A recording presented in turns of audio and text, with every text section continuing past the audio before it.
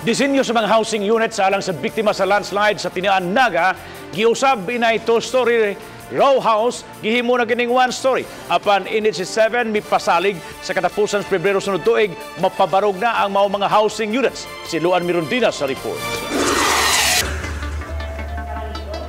Kini ang floor plan sa pabarugong one-story row house alang sa mga biktima sa landslide sa Tinaan Naga. 320 ka mga housing units ang tukuron sulod sa 2.1 ektaryang luna sa Balili property alang sa phase 1 sa housing project nga mukantidad sa 106 million pesos. Originally, it was a two-story row house.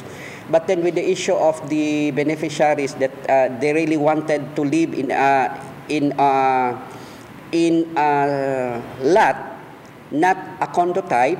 So the city proposes to NHA that instead of a two-story row house, we will be having a one-story storehouse for them to have a piece of land.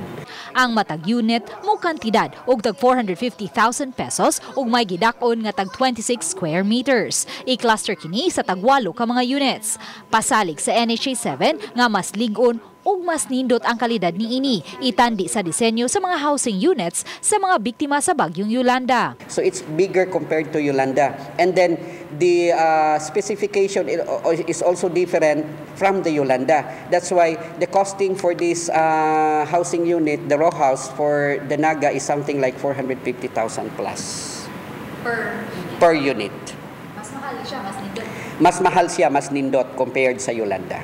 Gitataw sa OIC sa NHA 7, Constancio Antiñero, nga gihimo nila karon ang tanan aron maapas ang gisaad nilang time frame. Hayan sa katapusan sa Pebrero sunod tuig, masugda na ang pagpabarog sa mga housing units. We have also to understand the expenses that the city of Naga has incurred with this situation. That's why we are in a hurry on our time, and even we do overtime to come up with the idealistic February implementation. Luan Mirondina, Balitang Isda.